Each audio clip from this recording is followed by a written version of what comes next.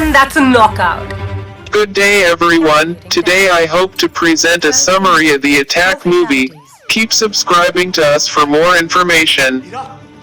John Abraham, who is also one of the film's producers, plays an incapacitated army major who is revived by a computer chip and turned into a super soldier programmed to take on a terror mastermind out to reduce India's parliament building to rubble.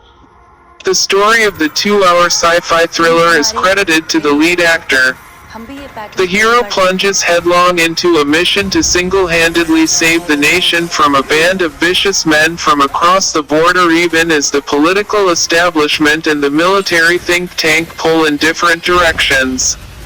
Attack inevitably dishes out a generous serving of nationalistic fervor, but it is refreshingly and largely shorn of the sort of shrill battle cries that come with the territory. What's more, the enemy nation isn't mentioned even once, although the names that the terrorists bear do make their connection to a specific hostile country clear. The hero's target looms into his sight early enough in the film for the confrontation to assume grand proportions.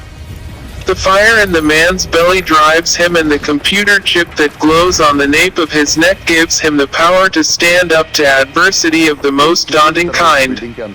A Hollywood thriller from 35 years ago, Paul Verhoeven's RoboCop springs to mind.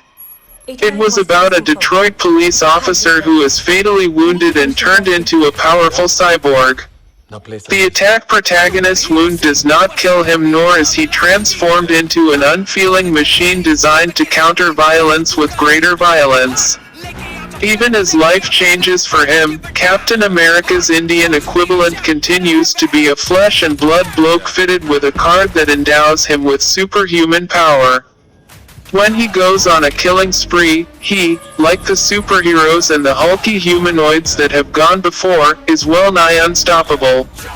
Attack focuses on the metamorphosis of a man who has been immobilized by severe bullet wounds sustained during a terror attack on an Indian airport. Not only are a couple of his vertebrae so badly damaged that he is permanently confined to a wheelchair, the incident also robs him of the woman he loves, Jacqueline Fernandez. Accidents seem to be a constant in the life of Major Arjun Shergill Abraham. He proves his mettle in an opening sequence of an extraction of a dreaded terrorist from the latter's hideout. 10 years later, he is in the right place at the right time. He saves an air hostess from a great fall. The act culminates in an unintended kiss, as cheesy a first encounter as any. Love blossoms before tragedy strikes. A miracle in the form of a super soldier program run by a bright young scientist, Rakul Preet Singh, under the aegis of pugnacious Defense Ministry official Subramanian Prakash Raj, not only liberates the Major from the wheelchair but also gives him a new purpose in life. Once he has been transformed into an invincible futuristic cybernetic warrior, a series of action sequences ensues. It is all rooted in a video game sensibility that renders human action in the form of broad mechanical strokes. Attempts to fill the gaps with the tug of emotions, remember that the hero is human after all and has suffered a tragic personal loss that keeps haunting him, do not yield the desired result. The action hero in Indian popular cinema is always a one-man army for whom pulverizing gangs of armed adversaries is no more than a stroll in the park. In Attack, the larger-than-life fighter prototype dons a quasi-scientific cloak. His invincibility stems from a successful experiment in a Defense Ministry R&D lab. The Parliament attack at the center of the film commences in the first half and lasts the entire duration of the second.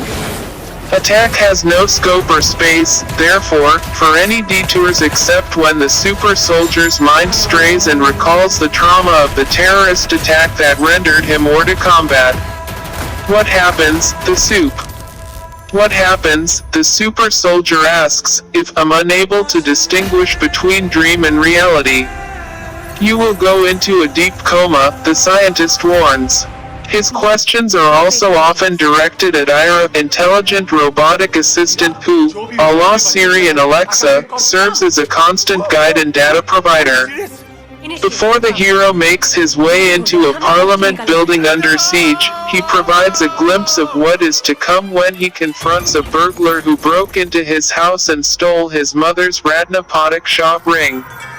New Delhi's Nehru Place becomes a combat zone for a warrior putting his skills and strength to the test for the first time. He comes out with flying colors, but jeopardizes the well-being of the mission that he tasked with. The hiccups along the way, be they minor and major, queer the pitch, but since our hero is an insuperable force, a degree of predictability seeps into the proceedings. The villain, played by Afghanistan-born British actor LMS, does nothing that can take us by surprise as he holds hundreds of people hostage and threatens to eliminate them one by one if his demands aren't met.